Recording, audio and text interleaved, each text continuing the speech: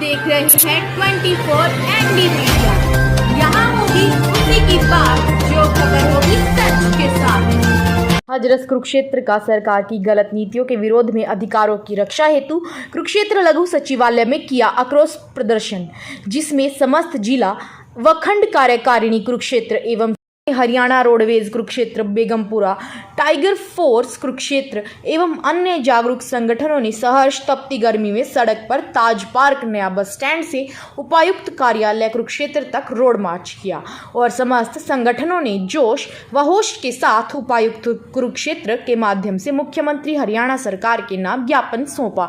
24 ND media से नरेश ढांडा की report. खून है जो कभी घर नहीं बैठ सकते और आपकी वजह से उन कमज़ोर लोगों का और जो सो रहे लोगों का अधिकार सुरक्षित है, क्योंकि आप जाग रहे हो, आप पहरा दे रहे हो उनका।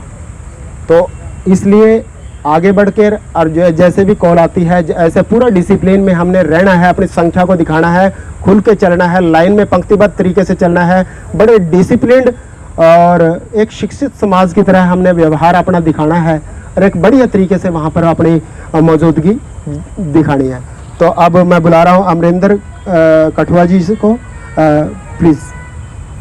सबसे पहले आज विश्व को शांति का संदेश देने वाले करुणाशील भगवान बुद्ध को नमन करते हैं और आज बुद्ध पूर्णिमा भी है, तो मेरी तरफ से आप सभी को बुद्ध पूर्णिमा की बहुत बहुत बधाई। उसके बाद हमारे ज्ञान के दाता, संविधान के निर्माता भारत रत्न बाबा साहब भीमराव अंबेडकर को नमन करते हैं।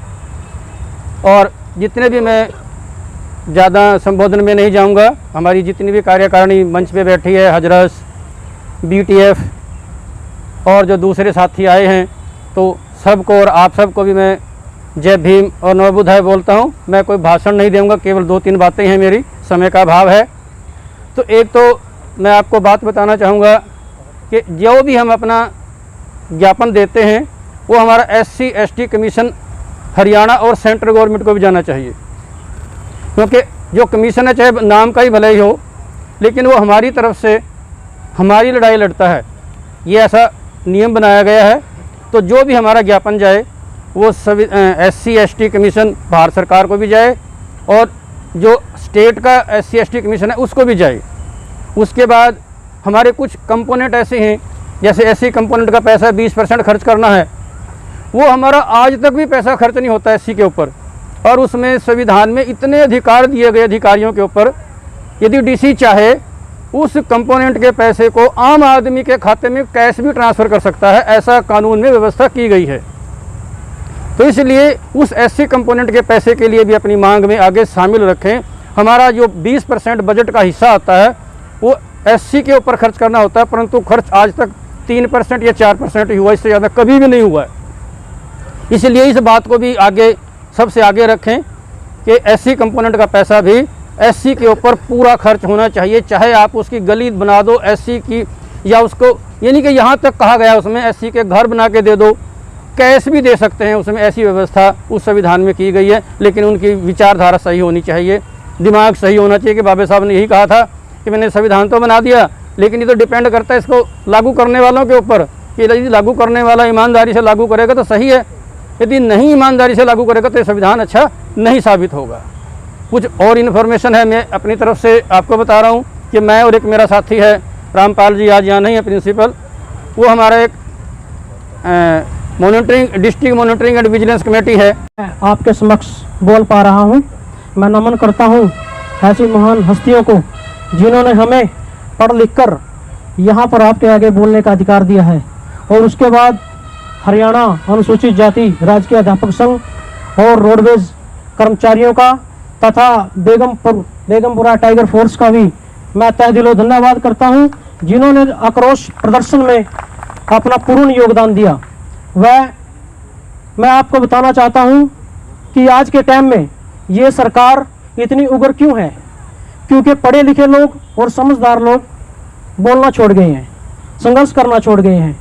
और तहे दिल से धन्यवाद करता हूं आप लोगों का, जिन्होंने इतनी उग्र सरकार के खिलाफ आवाज़ बुलंद करने का जो साहस किया है। नतमस्तक हूं मैं आपके आगे। और हमारी तरफ से जब कभी भी आपको हमारी लोड़ पड़ेगी इस सरकार के खिलाफ जाने के लिए और सरकारी शिक्षा को बचाने के लिए, सरकारी स्कूलों को बचाने के लिए हम तन मन धन से आप लोगों का सहयोग करेंगे। धन्यवाद। साथियों, जागने की जरूरत है। सरकार ऐसी निजीकरण मुर्दाबाद, हमारी मन एकता जिंदाबाद, जिंदाबाद जिंदाबाद, हमारी एकता जिंदाबाद, जिंदाबाद जिंदाबाद, मुर्दाबाद मुर्दाबाद,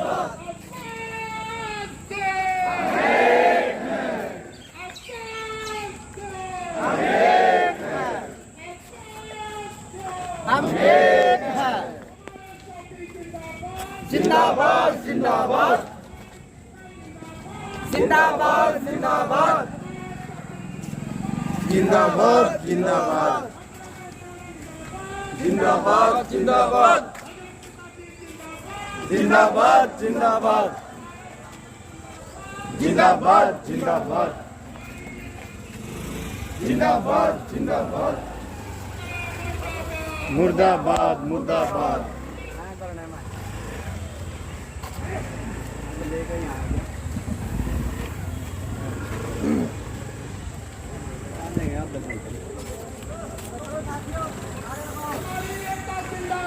जिंदाबाद जिंदाबाद जिंदाबाद जिंदाबाद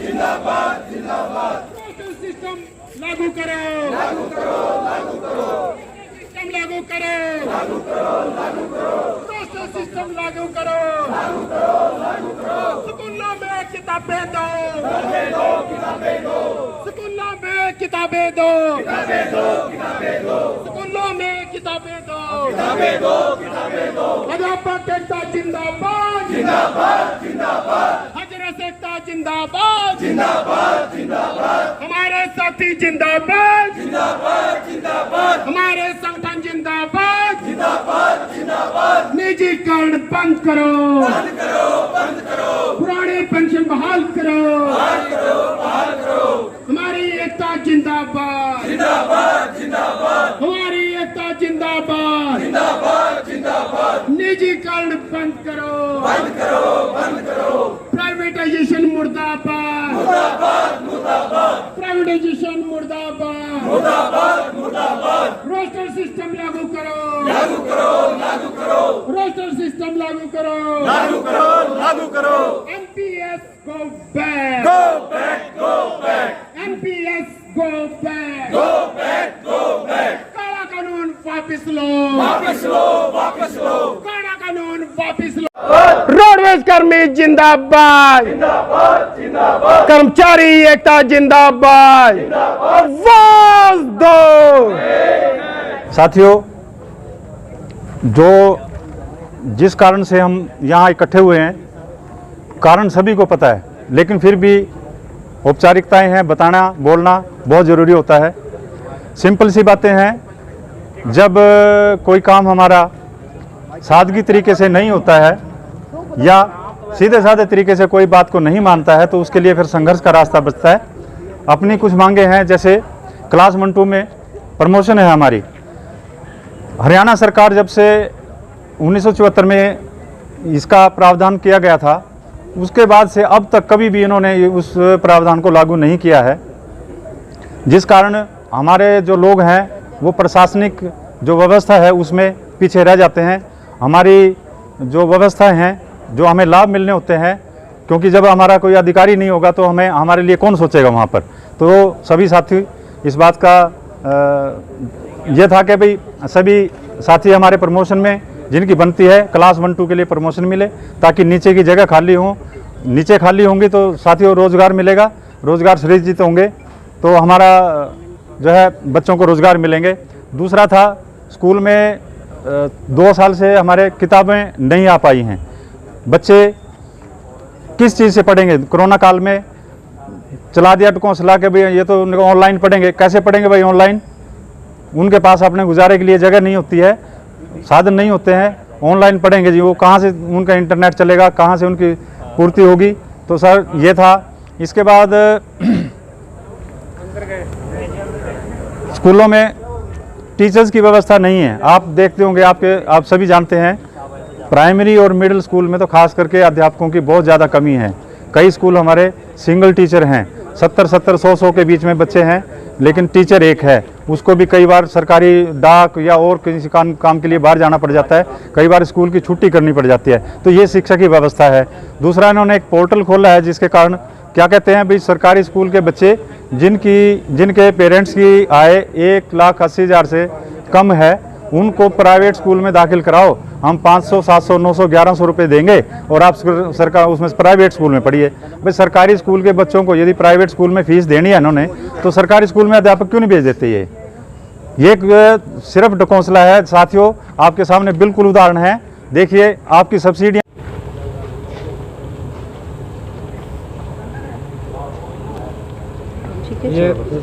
हम आपका सरकार के पास भिजवा देते हैं। मैम ये डबल कॉपी है, एक आप ऑफिस के लिए है, तो आप भी इसको थोड़ा स्टडी करें, ठीक है ना। उसके बाद जो है इसको आगे भेजें, ठीक है ना जी। हाँ जी, हाँ जी। खबरों से जुड़ी हर अपडेट जानने के लिए हमारे चैनल को लाइक करें, सब्सक्राइब करें और ज़्यादा से ज़्यादा शेयर करें।